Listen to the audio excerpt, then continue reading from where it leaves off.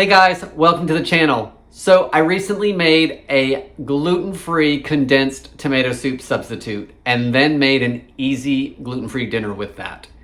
What I didn't do was hit record when I recorded an intro for you guys. So now we'll go back and I'm going to show you what I made for dinner. We made a gluten-free unstuffed pepper skillet. Only had a few ingredients. Tara really liked it. It will be hitting the dinner table again. So I wanted to show you guys how I made it. I'm Jamie with SavorySaver. I share gluten-free recipes, tips, tricks, and resources to make your gluten-free lifestyle easier. So please consider hitting subscribe and let's get started. All right guys, so this unstuffed pepper skillet is a super easy recipe. I am gonna change it a little bit from the original recipe that I found online by cutting back on the ingredients just a little bit because I don't want a ton of leftovers with this. Tara's going out of town later this week, and so I don't want to have to eat all the leftovers while she's gone. I want to cook some more stuff. I'm also going to probably add a couple more things because the recipe is only about 6 or 7 ingredients, so I'm going to add a little more flavor. So I've got 1 pound of ground beef, and I'm gonna cook it over medium-high heat until it's brown and crumbled. I will drain it if needed. If you didn't want to use ground beef, the original recipe actually calls for turkey sausage. I would probably use pork sausage, but sausage would be a great substitute for the ground beef because it would have some additional flavor to it. So let's brown this up and we'll keep moving forward.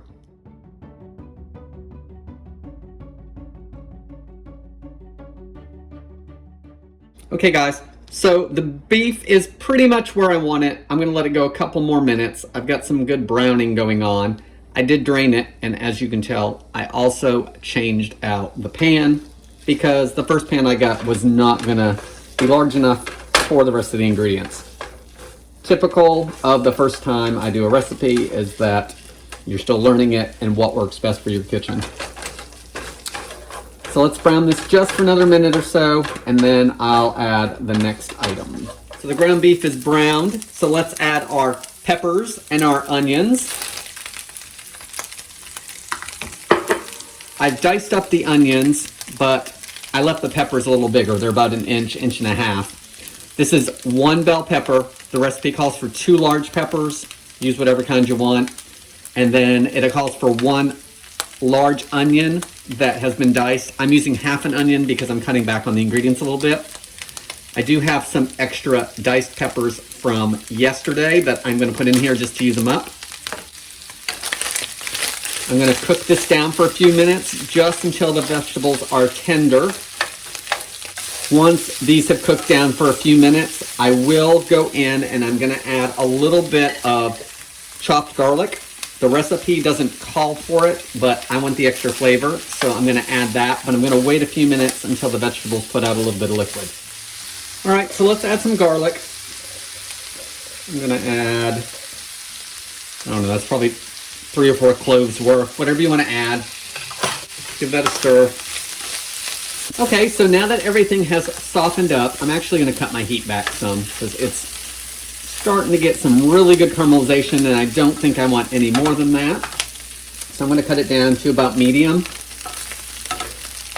Now, we're going to add 1 can of condensed tomato soup, and this is the one that I made recently on my channel to keep it gluten-free. Basically tomato sauce, some cornstarch, a couple other little things. So I'm going to add that in there.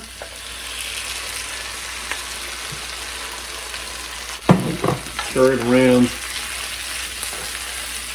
I'm also going to add some rice. The recipe calls for one of those bags that you just microwave for a few seconds because you want about 2 cups.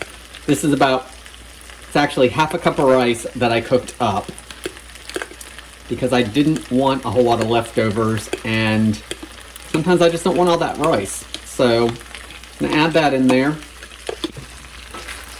Basically, at this point, we are just heating everything through. So stir it around to coat the rice with everything else. Okay, so I have not added any seasonings such as salt and pepper to this because the tomato soup substitute has that in it, and I want to make sure that it's not too salty. So now I'll give it a taste and I'll adjust the seasonings if I need to. It does need a little bit of salt, but not very much for me. So I'm gonna sprinkle in a little of that. I'm also gonna add a little bit of pepper.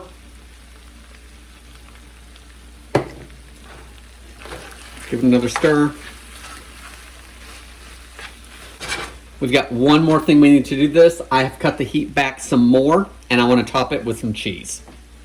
So to top this, I'm going to add some Italian cheese to it. It's just a 4-cheese blend. This would be great with some kind of yellow cheddar blend or something like that. The recipe calls for 2 cups. I'm just going to put on there what looks good. You don't need to do this, but I'm going to put a lid on it just to make it go a little faster. And once it's melted, we'll give it a taste. So our super easy unstuffed pepper skillet meal, ready to go. Only took about 15 minutes. We used a gluten-free condensed soup substitute for it. So the sauce is pretty much gone and absorbed into that rice and everything else. Cheese on the top, I used an Italian blend, but by all means, use your favorite shredded cheese. Typically, I think we would probably go with a cheddar blend of some kind because that's usually what we use the most of in the house. Let's give it a taste. So, I think this is a really good dinner to try if you want something quick and easy. It has more flavor than I actually expected. I didn't think it was going to have a whole lot because there wasn't a whole lot in it other than onions and garlic, and the garlic I added. But has really good flavor, really easy to make. Leftovers are going to reheat well because it's beef and rice. Gluten-free, unstuffed pepper skillet. That's all I've got for today, guys. Hope you like this video. Please leave me any comments below, and I hope to see you in the next video.